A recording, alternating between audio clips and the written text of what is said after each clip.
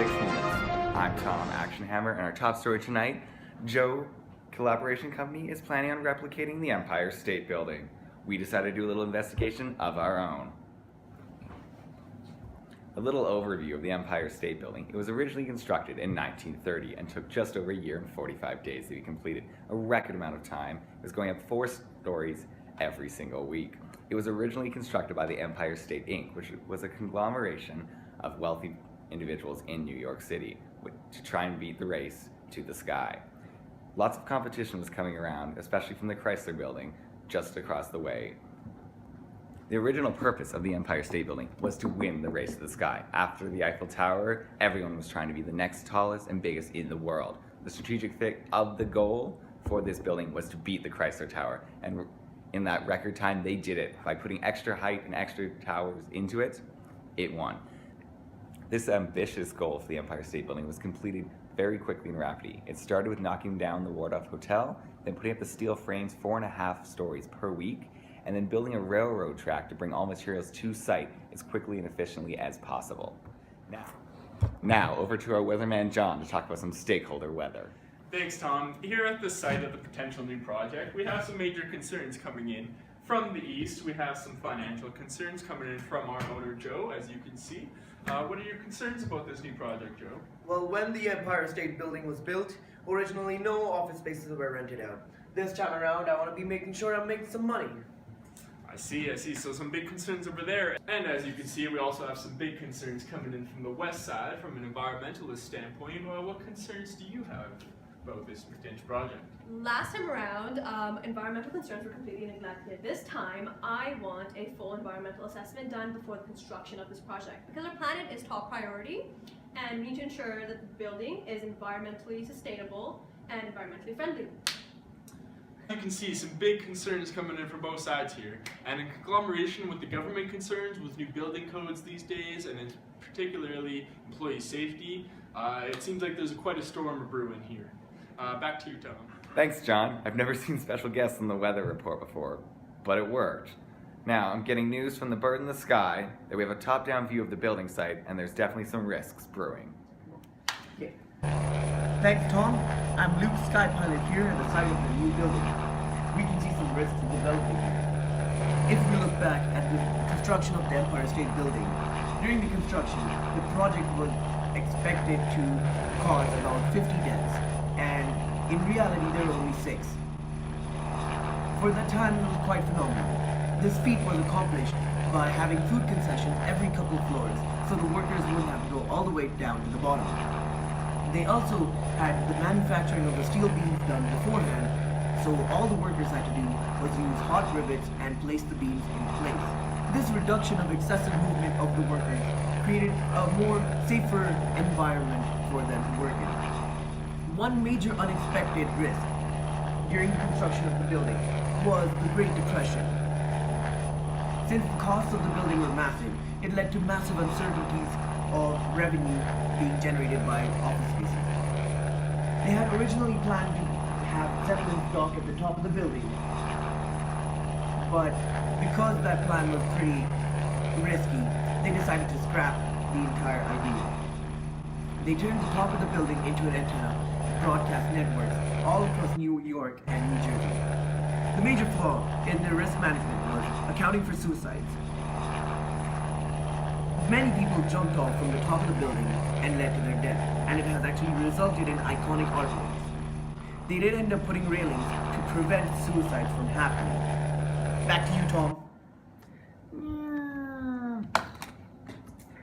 Thanks for the update from the eye in the sky on those risks. Now we've done a little failure mode and effective analysis. Let's see how that turned out. We have made the top 3 risks for the Empire State Project. The first one being failure to make revenue. Now the RPN for that was 500, and the mitigation strategy for that was they placed an observatory on 102nd floor, and they made $2 million profit from that feature. This building has also been featured in many movies as an iconic landmark. The contingency for this risk was to offer cheaper rent prices and hedge the contracts. The second risk was worker safety, and it had an RPN of 800. The mitigation for that was the manufacturing of the steel beams beforehand and having the workers not really excessively work to put the beams in place and having food concessions every couple floors. The contingency plan for that was having a medic on standby with local transportation to the nearest hospital and also planning out how long it would take to get there. The third and final risk was the passenger death from docking of the Zeppelin, which had an RPN of 300. Having a proper locking door from the Zeppelin to the Empire State Building was the mitigation strategy for that. The contingency for that was risk avoidance. They scrapped the entire idea and converted the top of the building to an antenna to broadcast signals all over New York and New Jersey. I'm definitely going to put that chart on my fridge tonight. Now, for some strengths and weaknesses about the Empire State Building, we've converted the sports desk. Over to Geneva. Thanks, Tom. Now diving straight into the strengths and weaknesses of the Empire State Building. Constructing the Empire State Building in the middle of a constantly crowded city meant dealing with two serious problems. The first is constant city traffic and figuring out a strategy to haul the materials to and from the construction site. The second and most important was the safety of workers. To avoid both these problems, a modular assembly type of construction was employed. So rather than import sections of the building so they could be assembled on site, sections of the steel building frame were prefabricated off-site and then transported into the city and lifted straight into position. Okay, so the construction of the Empire State Building is an ideal example of project management success. A railway was built at the construction site to move materials quickly, since each railway car was a cart pushed by a person, held 8 times more than a wheelbarrow. The materials were moved with less effort. The builders innovated in ways that saved time, money, and manpower. Instead of having the 10 million bricks needed for construction dumped on the streets, as was usual for construction, StarTat had trucks dump the bricks down a chute, which led to a hopper, which is a container that tapers at the bottom for controlled release of its contents in the basement. So when needed, the bricks would be released from the hopper, thus dropped into carts or hoisted up to the appropriate floor. The process eliminated the need to close down streets for brick storage, as well as eliminated much backbreaking labor of moving the bricks from the pile to the brick layer via wheelbarrows. Some of the disadvantages didn't directly affect the construction of the Empire State Building, but the usability of the structure afterwards. So shortly after its opening, the Empire State Building was dubbed the Empty State Building, in recognition of its early problems with vacancies, including 56 empty floors in 1933. It wasn't until the end of World War II in the late 40s that the building reached full occupancy levels. So currently the Empire State Building has about 11 to 12% vacancy rate, which seems insignificant in the real world, but it seems that the small percentage has had an impact on the building and the staff that are used to it being 97 to 98% occupied. Now back to you, Tom. Thanks, Geneva. Sports have never been so interesting. So an overview of the project for the Empire State Building was the budget was $50 million, but due to being in the Great Depression and cheaper labor, it came to just over $40 million. That's a savings of about $10 million. For the timeline of the project, it was supposed to take 100, not 100, that is a dirty lie. For the timeline of the project, it was supposed to take a year and 67 days, although it only took a year and 45. That was unheard of at this time because of the record rate that the building was going up at. For the stakeholders, they were overly joyed because they reached it. They became the tallest building in the world and held that standard for over 40 years. Environmentally, in that time, there was no real standards for what a building should be, but over the years, it has updated the building and there has been many renovations to make it the tallest building in the US that has gold level LEED certification.